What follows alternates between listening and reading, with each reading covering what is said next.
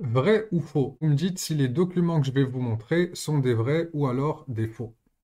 Le premier formulaire, c'est une demande de carte de résidence permanente au Canada. Donc je vous le montre.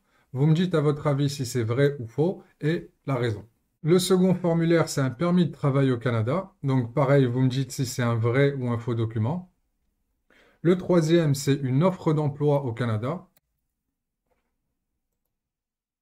Donc voici l'offre d'emploi qui a été envoyée au candidat. Le quatrième, c'est un visa au Canada. Donc voici la photo du visa. Et le dernier document, c'est une lettre d'acceptation de bourse. Donc vous voyez ici, on a caché le nom, mais ça dit ça. Le message de la Confédération Canada vous permet de suivre vos études supérieures, etc. Donc voici 5 documents. Vous me dites lesquels sont vrais, lesquels sont faux et pourquoi. Vous pouvez mettre ça en commentaire.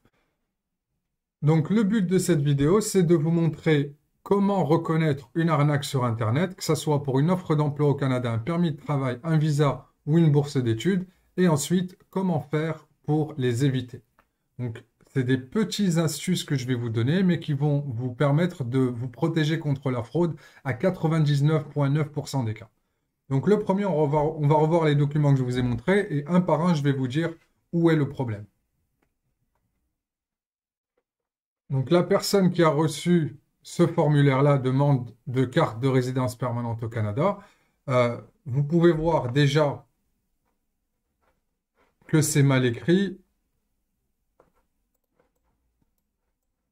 Personne au Canada ne demande le titre de noblesse, mais c'est pas ça. Le détail principal ici, c'est que ce formulaire n'a pas de code de référence. Les formulaires d'immigration au Canada commencent par soit IMM pour les formulaires d'immigration, ou alors CIT pour les formulaires de citoyenneté.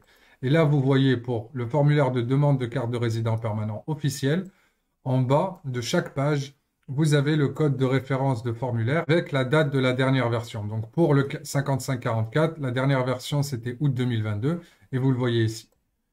Donc ça c'est un exemple de bon formulaire et vous voyez aussi qu'en zoomant, la qualité reste la même. Alors que pour le formulaire trafiqué, en zoomant, vous avez n'importe quoi. Vous avez des pixels et c'est mal fait. Donc ça c'est le premier formulaire. Maintenant on passe au suivant. Permis de travail et vous allez me dire pourquoi aussi c'est un faux ou un vrai. Donc ça, c'est le document que le candidat nous a envoyé pour vérification. Donc ce formulaire-là, c'est un faux permis de travail pour plusieurs raisons. La première, c'est qu'il n'y a pas de photo sur le permis de travail. Donc déjà, quand vous recevez un permis de travail avec une photo dessus, c'est complètement louche. La seconde, c'est que si vous zoomez pour aller voir en détail, vous voyez que là, les pixels ne sont pas les mêmes et que le mot Algerian a été ajouté avec du Photoshop et donc ça a été altéré après. Donc la personne qui a créé ce document-là a pris un permis de travail existant et est venue changer certaines informations comme le pays de naissance avec la nationalité du candidat. Donc là aussi, c'est un faux permis de travail qui a été issu. Premièrement, il n'y a pas de photo. Et deuxièmement, quand vous zoomez, vous pouvez voir qu'il y a eu des modifications qui ont été faites. Le troisième document, c'est l'offre d'emploi. Donc on va voir ensemble pour l'offre d'emploi.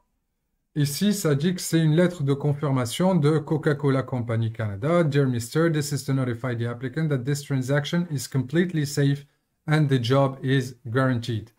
Donc déjà, vous n'avez pas le nom de la personne. Ça, c'est un red flag. Vous n'avez pas aussi... Vous voyez aussi que sur cette offre-là, il n'y a aucune description des tâches. Il n'y a pas d'informations clés comme le salaire, les heures, l'adresse de la compagnie. Toutes ces informations-là n'existent pas, donc c'est vraiment du trafiqué de très très bas niveau.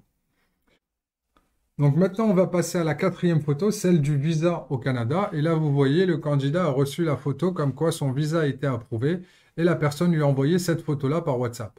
Donc ici, notre candidat a cru que c'était un vrai document. Malheureusement, il a payé alors que c'est un faux. Et la raison pour laquelle c'est évident que c'est un faux, c'est que personne ne peut recevoir votre passeport en votre nom. Vous ne pouvez pas recevoir le passeport de quelqu'un d'autre, ni à l'ambassade, ni ailleurs. Donc, toutes les compagnies ou les individus qui disent que votre visa a été reçu à la douane et que vous devez payer des frais de DHL pour le débloquer, ça, c'est des arnaques. évitez ça. Les seuls frais que vous devez payer pour votre visa sont les frais que vous payez sur le site d'Immigration Canada. Et maintenant, on va conclure avec la dernière image, celle de l'acceptation de bourse. La société qui s'appelle sotrivac.org et ça demande, vous devriez immédiatement remplir le document demande de carte de résidence Canada en pièce jointe. Aussi, payer une somme de 315 $ représentant les droits d'enregistrement, de validation, d'assurance et d'autorisation d'études au Canada. Le paiement de droits se fera uniquement via l'agence Western Union ou RIA, suivant les coordonnées du professeur Fanel Monexan, notre directeur, blablabla.